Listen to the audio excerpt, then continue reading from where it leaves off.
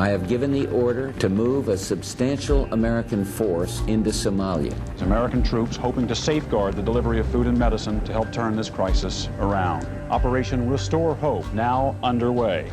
I have seen with my own eyes dead American soldiers being dragged through the streets of Mogadishu. There were at least 2 U.S. helicopters confirmed shot down.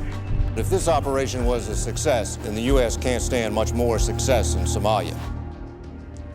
In the early 1990s, the Somali Civil War had reduced the nation to a failed state. Millions were on the verge of starving to death as famine racked the country.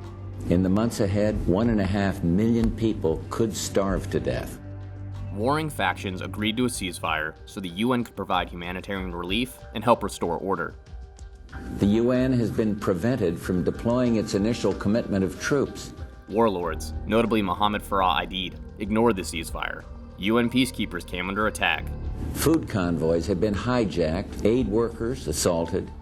A couple of hours ago, the first advance units, the Special Forces, Navy SEALs, and CB units came ashore. They landed, of course. They were met by a gang of press. And you guys really spoiled our nice little raid that we want to come in without anybody knowing it. In December 1992, Operation Restore Hope began, with U.S. forces landing in Mogadishu to support and protect humanitarian efforts.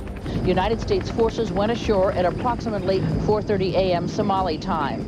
A smooth beginning for Operation Restore Hope. What lays ahead in this land of warring factions is less certain. Aidid, the most belligerent of the warlords, attacked U.S. troops. On August 8, 1993, 4 U.S. soldiers were killed by a command-detonated mine, raising the total number of U.S. troops killed in Operation Restore Hope to 12. In response, a special task force was deployed. Task Force Ranger included pilots from the 160th Special Operations Aviation Regiment, Navy SEALs, and members of the 75th Ranger Regiment, a Special Missions Unit, and the 24th Special Tactics Squadron. Their mission, named Operation Gothic Serpent, was to capture Aidid. Throughout August and September, Task Force Ranger conducted missions targeting Aidid and his lieutenants.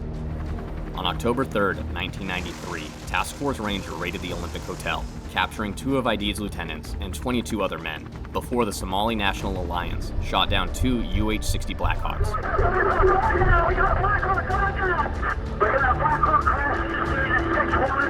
A sniper team, Master Sergeant Gary Gordon and Sergeant First Class Randall Shugart, fought their way to the second crash site to provide security and aid to any surviving crew members. The operators fought against waves of militiamen until they were killed. Pilot Chief Warrant Officer 2, Michael Durant, the sole survivor of the crash, was taken prisoner.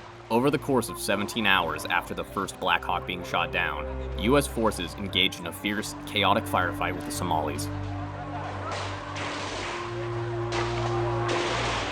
Of the U.S. forces, 19 men were killed, and more than 70 were wounded. On the morning of October 4th, a rescue column of armored personnel carriers and attack helicopters fought through the city to extract the U.S. forces.